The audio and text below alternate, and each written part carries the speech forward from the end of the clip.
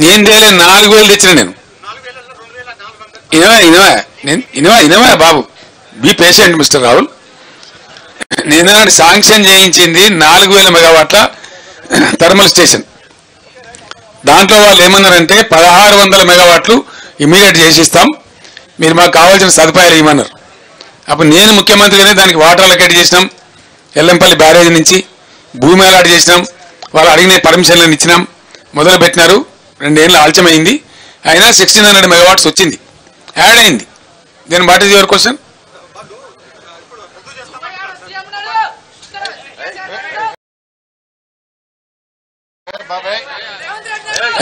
ఏ బాబు బయటకు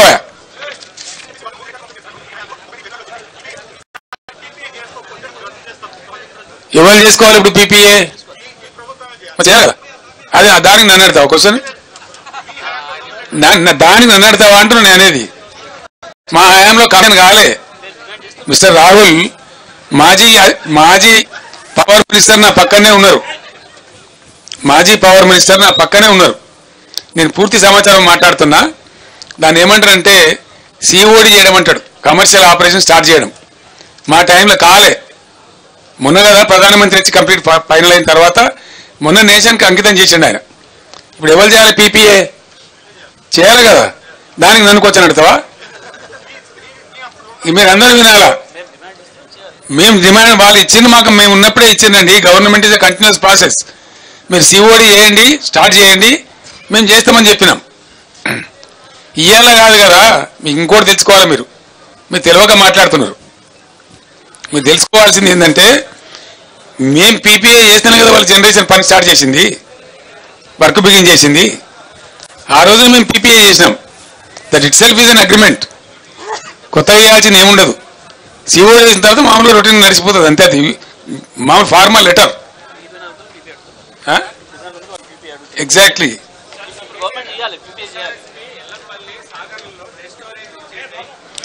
ఎందుకు చేయని అంటే నేను అనేది ఎవరి అసమర్థత వల్ల. ఎల్లంపల్లి డెడ్ స్టోరేజ్ ఎందుకు అయిద్దండి? అయిందా? 6% వర్షపాతం ఎక్కువైంది. రాసుకోండి మీరు. 6% ఎక్కువైందండి వర్షపాతం. సాధారణ వర్షపాతం కంటే 6% వర్షపాతం ఎక్కువ ఉంటుంది. ఇది నేను చెప్పేది కాదు, ఇండియన్ మెటీరియల్ వాతావరణ శాఖ వాళ్ళు చెప్పిన లెక్క ఇది. It's not my record. What they are telling is wrong. Nagarjuna సాగర్లో ఇవాళ కూడా నేను చెప్తున్నా కదండి, ఈరోజు చెప్తున్నా కదా, ఎబోవ్ ఎండిడిఎల్ వాటర్ ఉంది. హైదరాబాద్కి ఎట్లా షార్టేజ్ వస్తుందండి? ఇక్కడ పంటలనే పడగొట్టినరు. హైదరాబాద్ కూడా వాటర్ షార్టేజ్ వస్తుందని వాటర్ బిల్లులు పంపి మేము 20,000 లీటర్లు ఫ్రీ ఇచ్చిన దానికి కూడా ఇలా బిల్స్ పంపుతా ఉన్నారు సిగ్గు లేకుండా. ఈ రకమైన దరిద్రం కొట్టు వ్యవహారం చేసి ఇవన్నీ కూడా నేను ఏమంటున్నా అంటే, బ్రదర్ వాదోపవాదాలు వేరు. నాది ఒకటే రిక్వెస్ట్, ఎస్ఎల్బిసి కాకుండా చేసిందే మీరు కదనండి, మీరే కదా. దాన్ని అటు కాకుండా ఇటు కాకుండా లంగా మోటార్ దానిలో దొరగొట్టి అది ఇంక 20 ఏళ్ళు కూడా కాదు, ఎవడు చేయలేడు.